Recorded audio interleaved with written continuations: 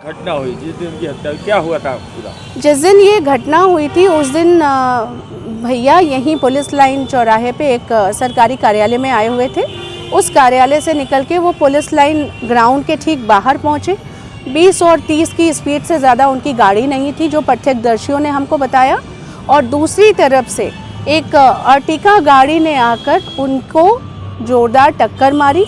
Speed उसकी 100 से ज़्यादा थी, जिससे घटना स्थल पे ही उनका काफ़ी गंभीर इंजरीज लगी थी उनको। और लिपापोती और पुलिस की ये सारी चीज़ें वहीं से शुरू हुई और उनकी मौत हो गई। ये हत्या हुई है। हत्या हमारे कहने की वजह ये है कि मैंने जैसा शुरू में बताया कि रेवेन्यू का एक बड़ा फ्रॉड था, जो इस मामले में मुख्य अभियुक्त हैं, जिनके ऊपर नामजद एफआईआर करवाई गई थी। नामजद एफआईआर की जो धाराएं थी वो 302, 506, 120 बी के अंतर्गत एफआईआर हुई थी कैंट थाने में। क्या घटना हुई थी जैसे आपको लगता है कि वो हत्या हुई थी? इस घटना का बैकग्राउंड ये है कि मुख्य आरोपी अजय सिंह और उनके साथ तमाम उनके जो सहयोगी हैं, उनका कॉलेज है महादेव पीजी कॉलेज के नाम से। उस कॉलेज की जो ज़मीन है, जिस ज़मीन पे वो महाविद्यालय बना है, उसी महाविद्यालय की ज़मीन को लेके विवाद चला आ रहा है।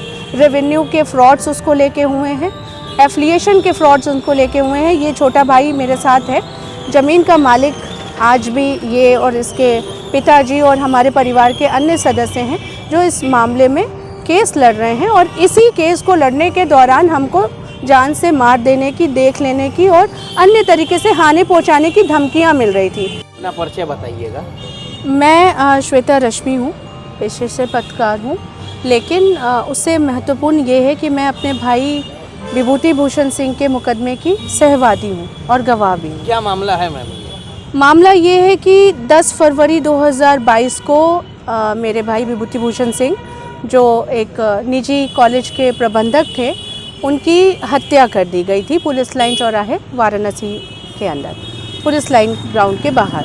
और उस हाई प्रोफाइल मामले में बहुत सारी ऐसी बातें थी जो हत्या की वजह कहीं ना कहीं बनी। उसमें रेवेन्यू का एक बड़ा फ्रॉड था, उसमें शिक्षा माफियाओं की लॉबी थी, भू माफियाओं की लॉबी थी, जिसके कारण से ये हत्या हुई थी। और हम पिछले 2 सालों से प्रशासन और सरकार के समक्ष न्याय की गुहार लगा रहे हैं और इस मुकदमे में न्याय पाने के लिए दौड़ रहे हैं। जो भी इम्पोर्टेंट मिनिस्ट्रीज़ हैं या जो भी विभाग हैं जिसमें हमें न्याय मिलने की उम्मीद है।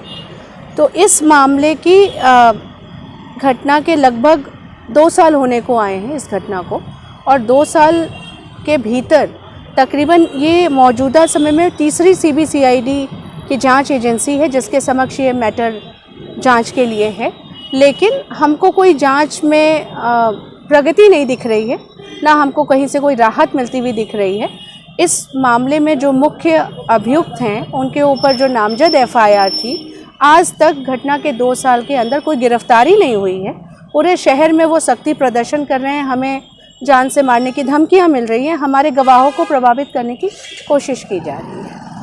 मैडम, आपको क्यों लगता है कि उनकी हत्या हुई है और पुलिस का कहना ये एक्सीडेंट था?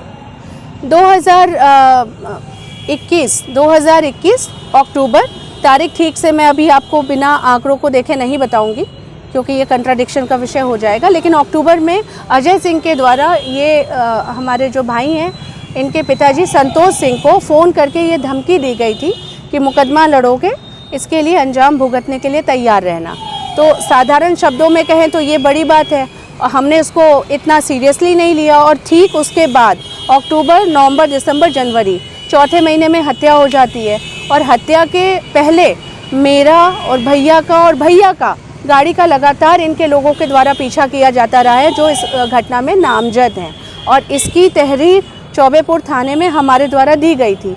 हत्या की एक और वजह हम आशंका इसलिए हमारी थी शुरुआत में, अब तो हमें बहुत सारी क्लियरिटी आ गई है। 2018 में भी भैया को जान से मारने की धमकी दी गई थी, जिसकी बाकायदा लिखित में उन्होंने तहरीर एसपी को देकर सुरक्षा की मांग की थी।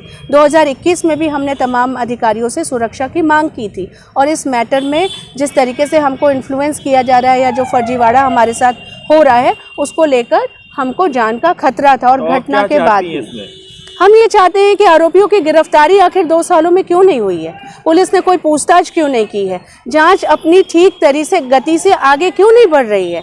हम तो एक योगी की छवि की वजह से एक निष्पक्ष न्याय की मांग लेके उनके पास गए थे, उन्होंने इस पे हमको एजेंसी भी जांच के लिए दी, लेकिन आखिर क्यों इसको कहीं ना कहीं जो है प्रभावित करने की कोशिश की जा रही है। आखिर किसी न किसी का तो प्रभाव होगा कि आरोपियों को गिरफ्तार नहीं किया गया। किसका दबाव था पुलिस के ऊपर कि पुलिस ने एक्यूज को पूछताछ के लिए नहीं बुलाया। घटना के 2 साल के बाद भी अभियुक्त मार्केट में खुलेआम घूम रहे हैं और हमको कभी जान से मार देने की धमकी दे देते हैं, कभी हमारी गाड़ी को ठोक देते हैं। अभी 2-3 दिन पहले भी मेरी गाड़ी को जोरदार टक्कर मारी गई है, इसकी भी हमने पुलिस को शिकायत दे रखी है, लेकिन हमको सुरक्षा नहीं मिली।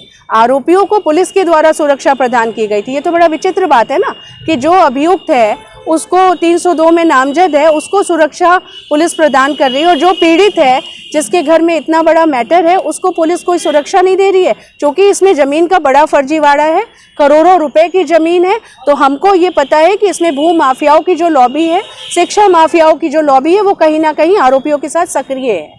हमको